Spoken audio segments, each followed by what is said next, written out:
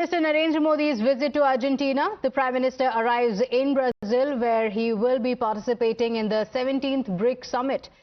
He received a grand welcome from the Indian community as he arrived in Rio de Janeiro for the BRICS summit, as members of the community greeted him with cultural performances, including a special dance that was themed on Operation Sindoor, India's anti-terror mission targeting the terror bases in Pakistan. Now let's talk about what's important in this visit. During this two-day summit, leaders of the BRICS countries, Brazil, Russia, India, China and South Africa will meet, and the Russian President Vladimir Putin and China's President Xi Jinping will be absent from these meetings, with their countries being represented by the foreign ministers. Now the spotlight will be firmly on Prime Minister Modi. Remember, Prime Minister Modi is going to be speaking about Operation Sindoor, and he will be speaking about cross-border terror as well. So India's message on terror is going to be very, very important. All eyes will be on Prime Minister Narendra Modi as well as the Brazilian President and the meeting that they hold. There are a multitude of issues that will be discussed in the BRICS summit, and let's talk about what is expected and what is going to be high on the agenda. Now, no doubt the partnership and cooperation among the global South nations is going to be top on the agenda, and cooperation among the global South nations is going to be the most significant of these meetings.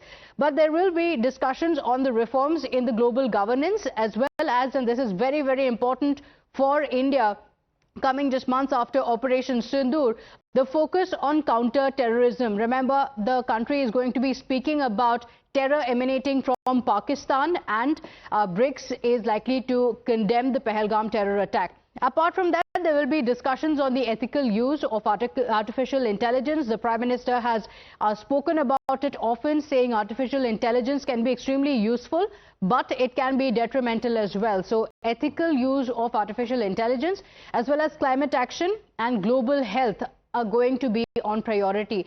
Economic cooperation, now this is very, very significant as well. Remember, BRICS has also confirmed that there will be no alternate currency. The economic cooperation using national currencies is also going to be in focus.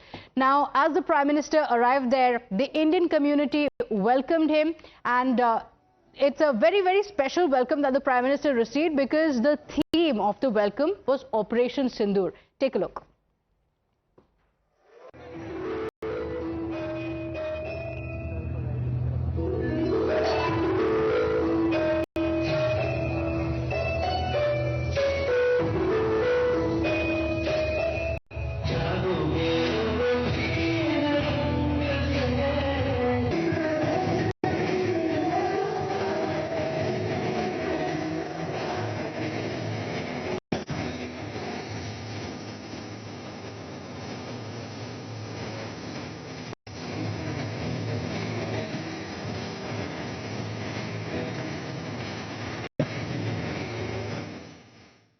And ahead of the crucial summit, Times Now spoke to Brazil's ambassador to India to get a sense of what issues will dominate the talks. Listen in. Ambassador, welcome to Times Now. This is a big moment for Brazil. You have BRICS, and then you have COP30 shortly afterwards. Now tell us about BRICS. What are the main issues that you're looking at the BRICS summit? Thank you for this very encompassing question. Brazil will prioritize 6 areas under its presidency. The first is reform of multilateral peace and security institutions. The second is climate change, focusing on climate change financing. Third is cooperation in global health. Fourth is institutionalization, I would say, of BRICS. 5 is artificial intelligence governance, and 6 is trade and finance. That's quite a lot on your agenda. First of all, let's just look at the changes in the UN Security Council, for instance. A country like Brazil should be a permanent member of the UN Security Council, certainly India. Now, is this something that is going to be discussed at length at your BRICS summit, and what would you expect the result to be on that?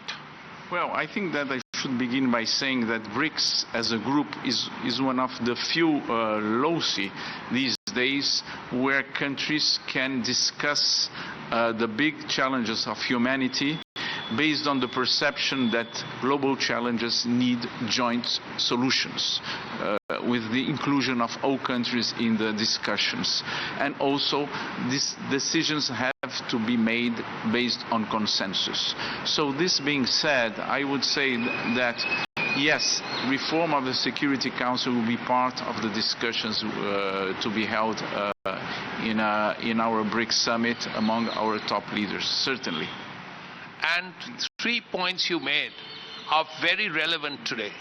First, that relates to trade and the economy, because the economy has been hit because of a number of reasons, war, COVID before that, and so on. Secondly, climate change, which is a huge problem, and Brazil is one of those countries that has to take the lead. And third, very important, is artificial intelligence. That is where the future of humanity may be. Tell us, how are these 3 issues going to be looked at by the BRICS leaders? When it comes to global climate change, Brazil will take forward its initiative it started under its presidency of G20, which is a task force against climate change. It's a two-pronged initiative. One, providing expertise for countries to devise their own national plans against climate change, and the second, climate change financing. We need to find new financial instruments to tackle climate change challenge in a diversity of countries. Developed countries, emerging countries, developed countries, all these countries need different ways to promote climate financing. Ambassador Denis Alipov, of Russia. Excellency, this is a pivotal moment, the BRICS meeting. How can all these very important countries, Russia, India, China, South Africa, Brazil, all the new countries, how can they help in making the world a more peaceful place? Well, in our perception, the BRICS is precisely meant and works for this very idea. It was thought out as a platform to unite various countries, not to divide them, to unite to bring the united voice to the global agenda, not a divisive one. We are speaking about a multipolar world order, on equal terms, on just terms, and this is precisely the ideas we discuss within the format. It's not an organization, it's a voluntary forum of like-minded countries, and we discuss projects, we discuss ideas, we discuss various initiatives that are meant for unification of the countries of the globe, so that we can work together on common platforms and towards common solutions without the divisive lines. We offer inclusive agenda to the world, and this is very important. This is the gist of the platform, and there are a lot of tracks within 80 plus tracks on which we work and which we discuss, and this is a very substantial force. Though we are the newest member, but we've never felt that we are new to the BRICS, because we have been working with all the southern countries throughout the past 6 decades, starting from the non-aligned movement and coming forward. So actually, though we are new, but we don't feel new, because all the principles that is BRICS based on, it is enshrined in our foreign policy. Collaboration is the name of the game, and especially in contemporary era, and the contemporary challenges. But we believe that though that we have a lot of challenges coming in geopolitical challenges throughout the past years, we believe that it comes with hidden opportunities, and I think that BRICS can explore those hidden opportunities. You spoke about hidden opportunities, sir, and this is a time to make use of these opportunities at a time when the world has too many things on its plate. War, conflict, all kinds of terrorism. What can BRICS really do to ensure that the world becomes a more stable place? Well, what we call the 3 Ps. The P of peace, P of principles, P of prudence. And this is the sound of the global south, and this is the message of the global south. So this is basically, in a nutshell, this is what we all should opt for, and this is what BRICS can really bring into international geopolitical turmoil that is going on in different places, that we are going to give our voice based on principles and collaboration. Of course, this is a very important element for BRICS and for the members of the BRICS countries and for the global south at large. Ambassador Ina Krishnamurthy, you're a new member of BRICS. What are your expectations this time?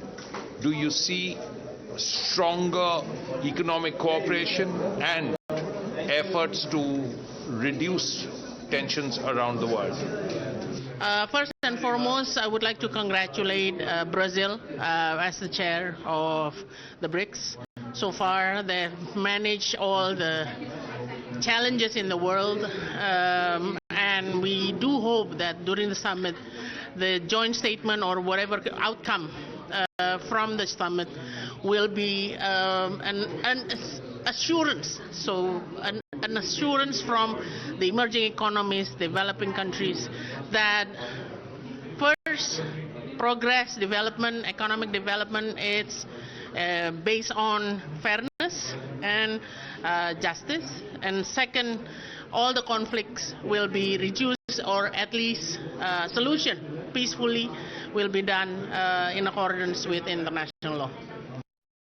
Now, you heard the expectations from the summit. After attending BRICS summit in Rio de Janeiro, the Prime Minister will be heading to the capital city of Brasilia for the state visit.